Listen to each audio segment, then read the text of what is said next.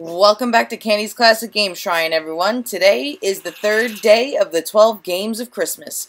And today's game, as you can see, is Virtual Boy Wario Land. I know what you're all thinking. Really? A Virtual Boy game? Yes. Yes, really. A Virtual Boy game. But I assure you, it's the best Virtual Boy game there is. And I'm going to prove it. Let's get started.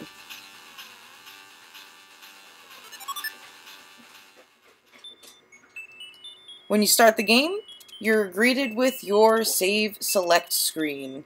You can clear your data or you can choose a new file. Here's a new file.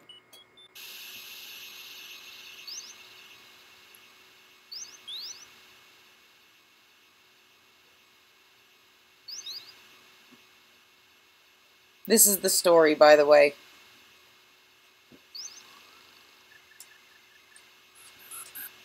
Well, that's a really dicky beaver.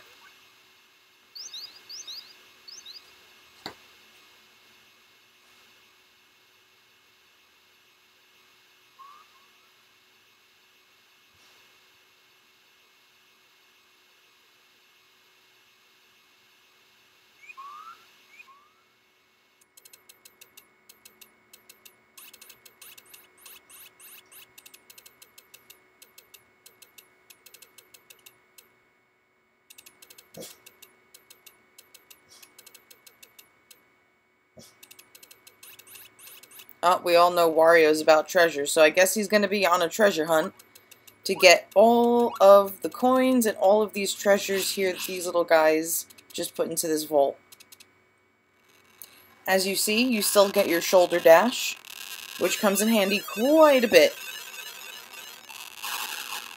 Excuse me.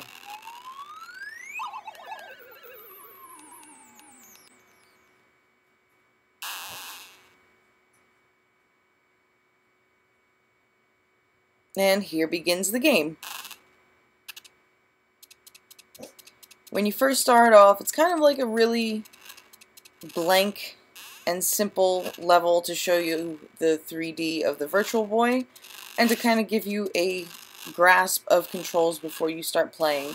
So you got your shoulder dash to get across some of these swinging spike balls. You gotta figure out the jump mechanism to get over these caverns or pits. And that's pretty much it. That's all you need to know for this game. And here comes the awesome music. Just like the previous Wario Land games, you want to collect coins and you want to collect hearts along with the treasures that are hidden in each level. Now, what's slightly different about this game is that in order to proceed, you need to collect the key for each level. Now, I know some people aren't the type to find the keys in levels and don't like the scavenger hunt type things, but I assure you it's a lot more fun here, and they're a lot easier to find than in most games.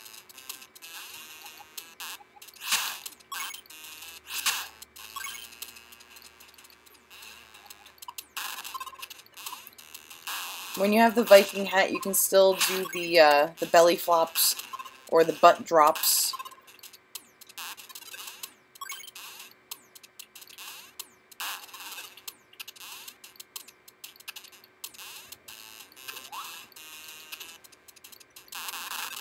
One thing that you'll notice later on in the game is parts of, actually not even that far into the game, these arrows on the ground are going to show you what it's like to go into the background. You can spring back there and find all of the hidden treasures, and this is a mechanic that was later used in Mario games, if I'm not mistaken, some of the 3D ones. See, the key's right here out in the open. Didn't have to go far to find it. But first, let's go in here. And here's our first treasure. The Lucky Cat.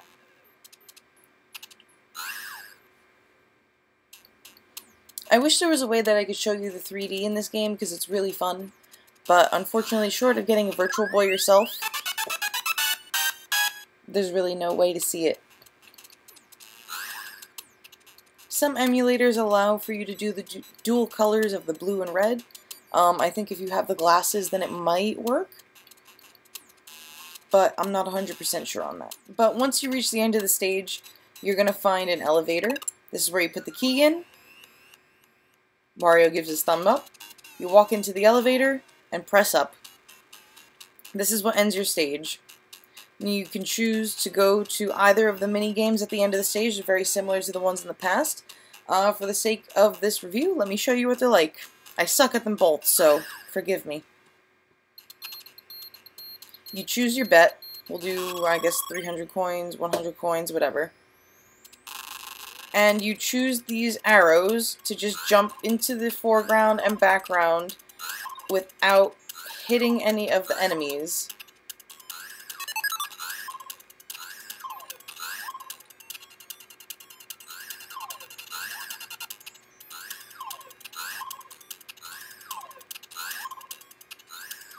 Ah, damn, I missed that one. Got it.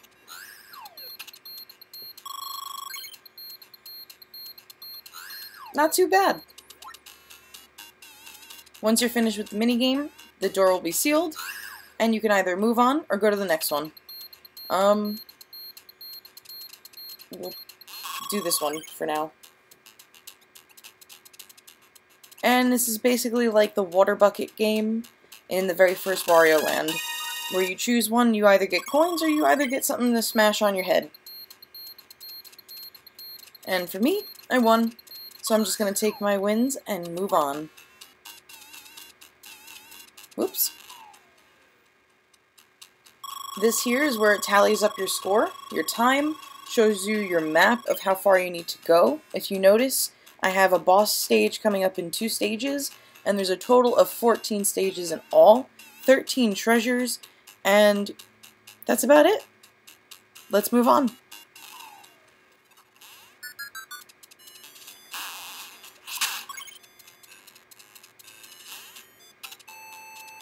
Down.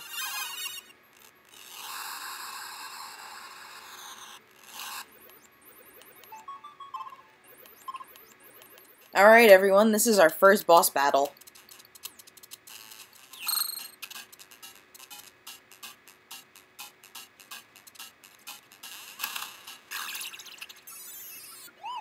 And that's it, folks.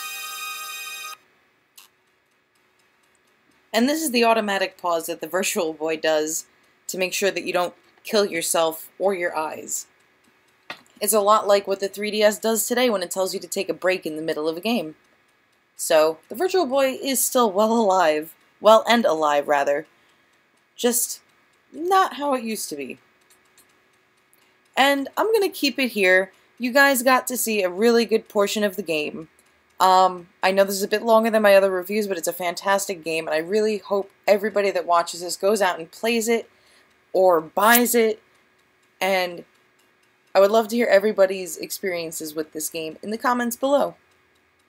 Till next time, guys, take care.